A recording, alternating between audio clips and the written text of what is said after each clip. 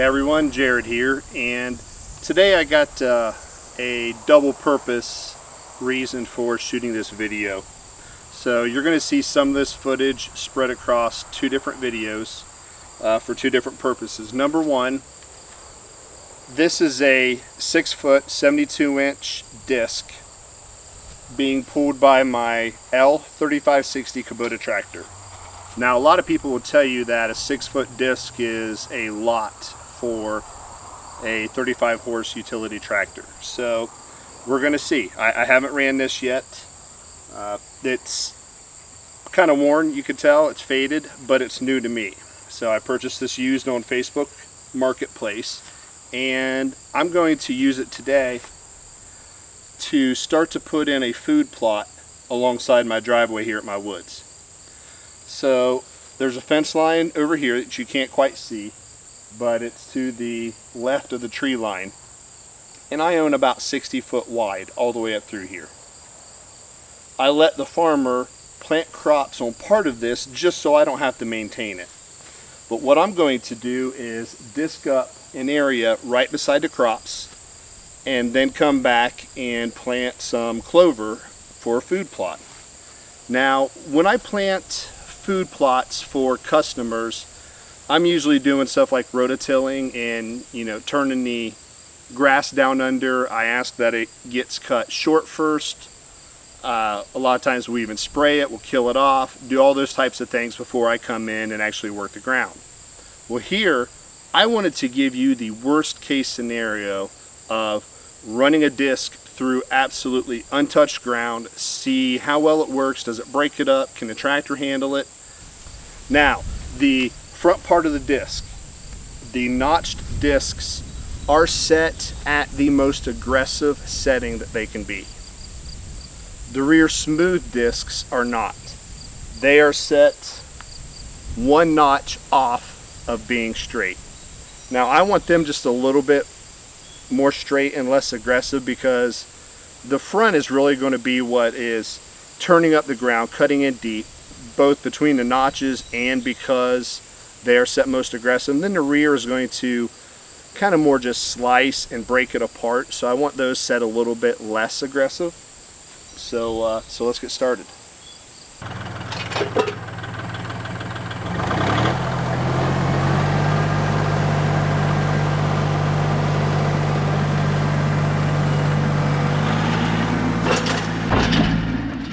So you can see here the rear of the disc is spiked up a little higher than what it should be. It should be nice and level. Now that was not on purpose. I had the rear of the disc tilted up using my top cylinder during the drive over. So I unfortunately started off with it a little high. I do end up leveling it out, but just pointing that out there. Now that does, however, bring up a good point about a top cylinder in general. That would allow you to adjust how much you want your front disc blades to interact with the ground versus the rear. For whatever reason, you would have that adjustability on the fly without having to get out and adjust your top link manually.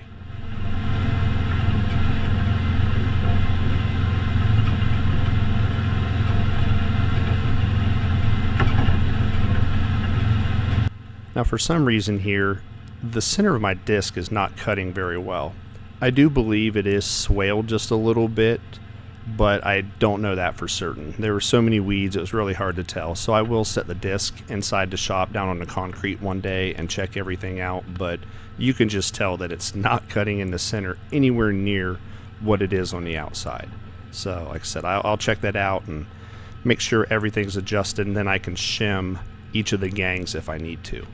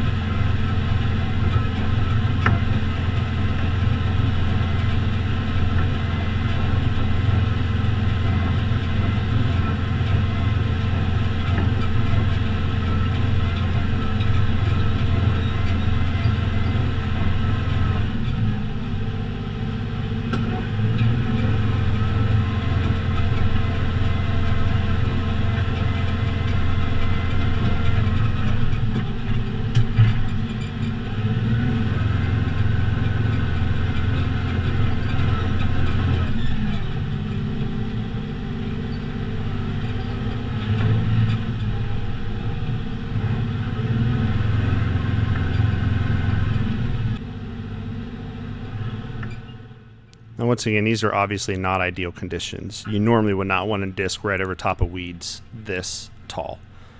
But I wanted to do it just to see what the disc would do.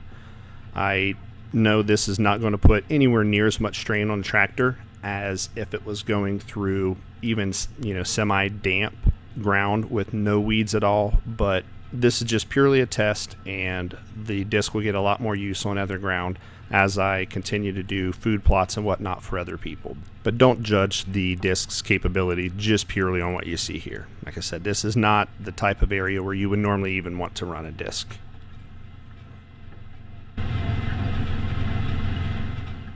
I will often put implements and just any tools in general through tests that are beyond their normal use. And I do that so I know how they will react when I am in a situation where it is normal or maybe goes beyond the ideal situation. So ideally, once again, this would be sprayed, it would be killed, maybe even turned over with a plow, but not the way you would normally, or not the area where you would normally disc. I also end up going through here later on with my tiller and also tilled up areas that were not hit by the disc. Shared that in a Facebook group and had somebody comment saying that you should never be tilling undisturbed ground. It should always be plowed, disked, everything before, and I kind of agree with that. That's not ideal, but a tiller can do quite a bit, and when I brought it back here to rototill virgin ground, I did it as a test. It's not something I would do everywhere, but there probably will be jobs where I may not necessarily want to take several implements, or I don't have the time to, disc it first or plow it first and then wait a week or two and come back and rototill it. I may want to do it in just only one pass. So I want to know what my tools will do. So that's why I put them through the tests.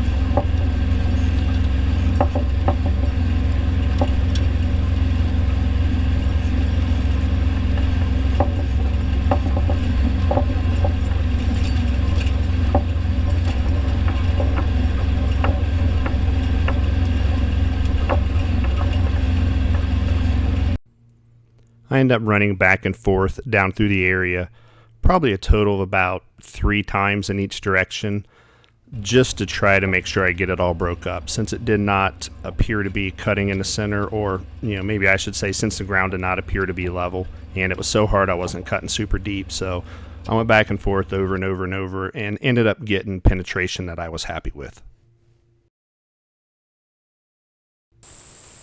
And here's the final product. Ended up doing a pretty decent job considering how hard it was and how many weeds were on it, so not too bad. Okay, so what do you think? I think it actually did pretty good considering the ground is very hard. We've only got a little bit of rain over the last few weeks, very little. Super tall weeds, so it's having to cut through all the weeds, plug it up the discs, and but like I said, overall I'm happy. I think it did very well. I was able to run at either low, high, and max, or in medium, low, so the low side of medium. Anything above that, it was just way too bumpy for me. I did try it for a little bit, but like I said, it was just, the ground is way too bumpy. So, but I was able to maintain the speed that I felt comfortable with, which is all that is important to me. So hopefully this video is helpful.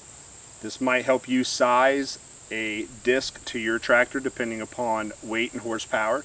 So please, if this was helpful, hit the thumbs up, like the video, subscribe, and then hit the bell notification to be notified of any upcoming videos, as I'm going to have a whole lot more, including a bunch of tractor basics, other implements, Harley rake stuff, and just a whole lot more videos will be coming out soon. So thank you everybody, and have a good rest of your day.